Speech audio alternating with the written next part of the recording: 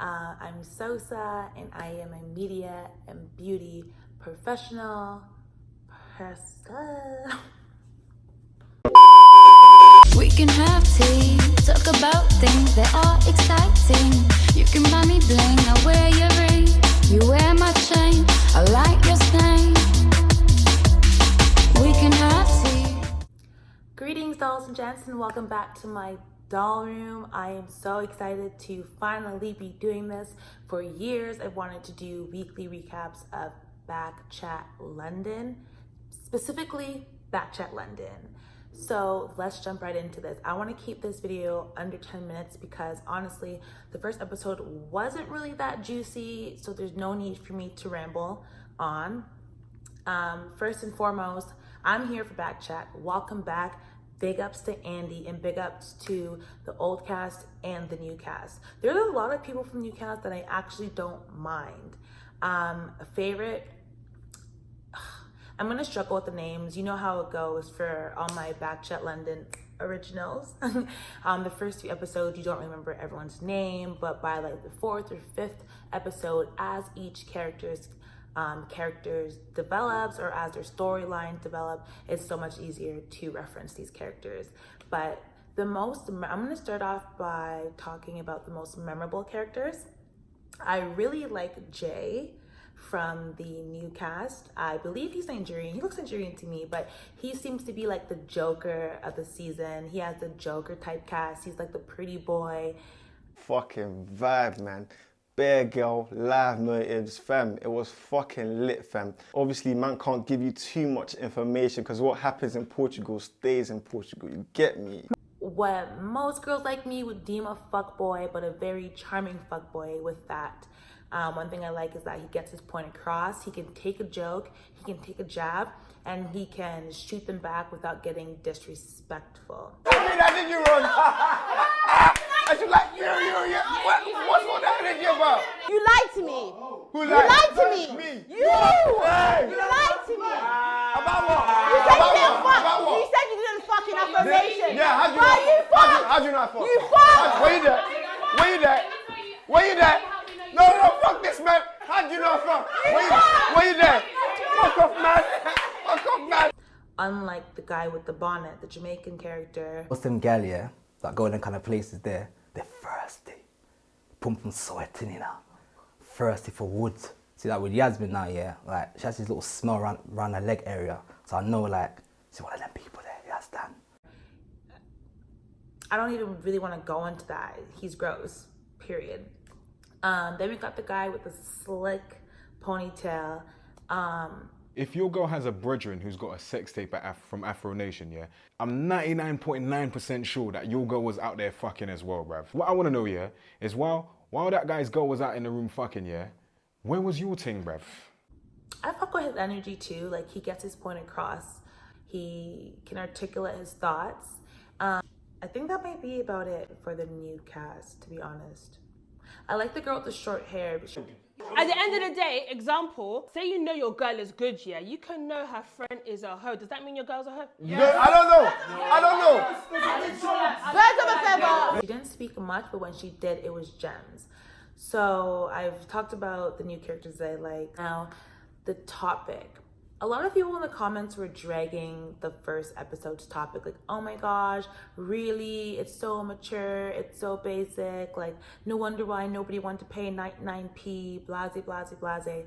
But you have to deep the fact that, first of all, Afro Nation, like, I'm Canadian, I live in Toronto, I don't live in Europe, haven't been to the UK in a minute, and I am really well versed on AfroNation and the connotations associated with that festival, strictly from Twitter brands, okay? I would like to say I'm very well immersed in the UK Twitter world, and AfroNation was a hot topic leading up to the festival about, I would say, a good 8 weeks prior to the festival.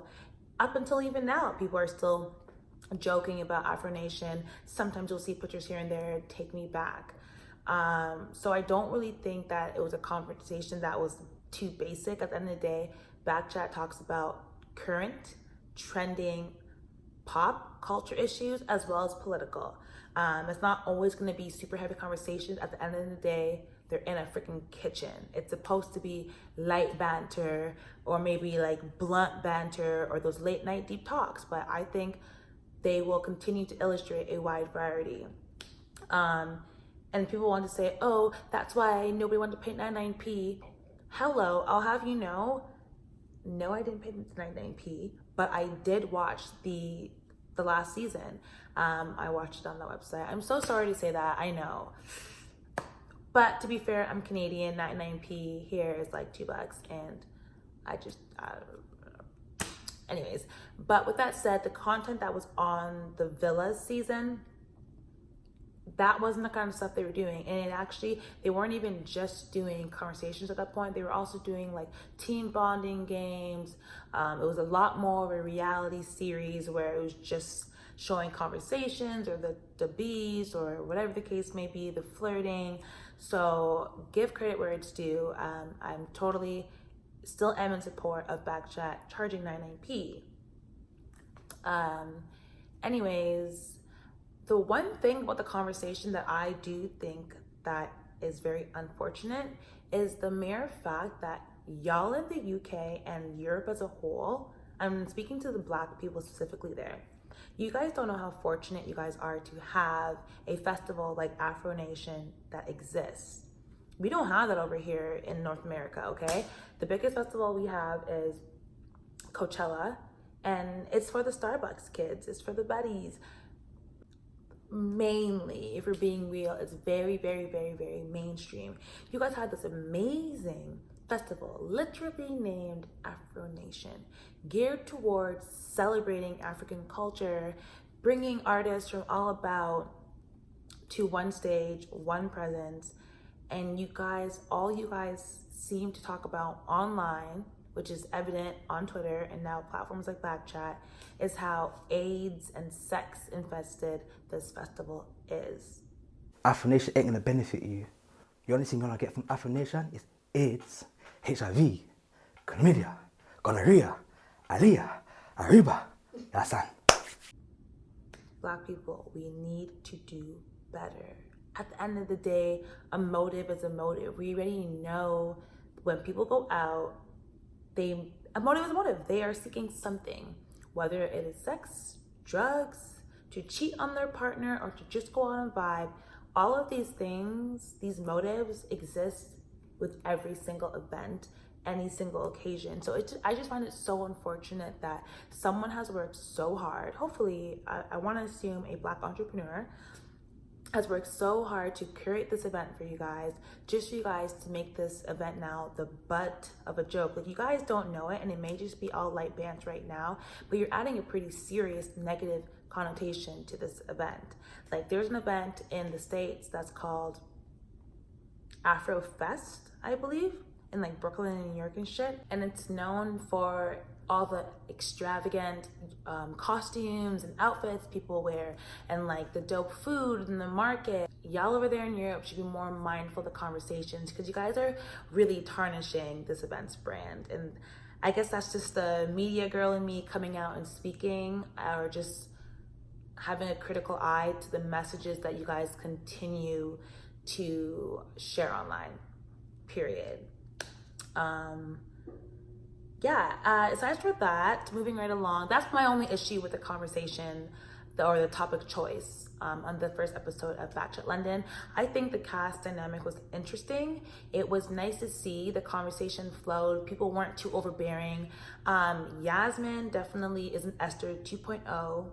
period. The fact that she had to drop in the whole surgery thing, like, all my veterans friends, yeah, I know that I've got surgery, but other than that, thinking like, what does that have to do with anything? Or brethren that have man, yeah, when your brethren say to their man like, oh, I'm gonna be Yasmin, yeah, should they be worried? Should they be worried? Yes. Believe it or not, yeah, I have met all my brother's boyfriends, and they do know about my surgery. They want to smash. So should they be worried? No, they do not. No, should they be worried is what I'm asking. The way they've welcomed me as a friend, like they've not made me feel that way. Do you understand? And my brethren haven't fed that back to me. It could be behind closed doors for all I know. I'm just not quite sure, and that's the exact same way that Esther was in first season. So But I mean, there are more girls like Esther. It's not to try and say she's trying to be like Esther or is going to try. She and her may very well just share similar characteristics.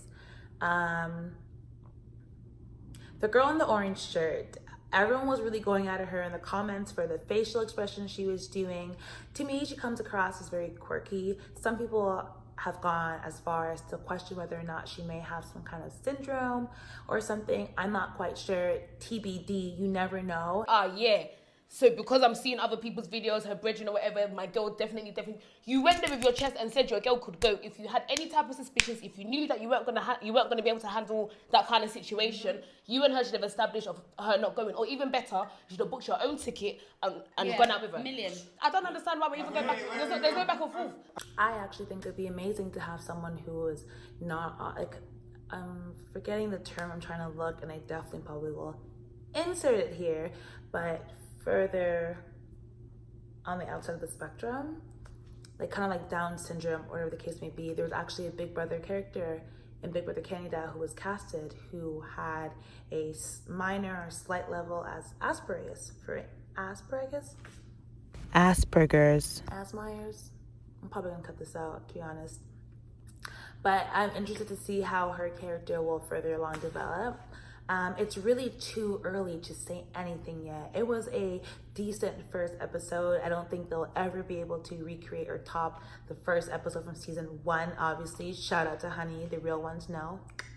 But I look forward to seeing what the season brings. I'm so excited to begin this relationship with you guys.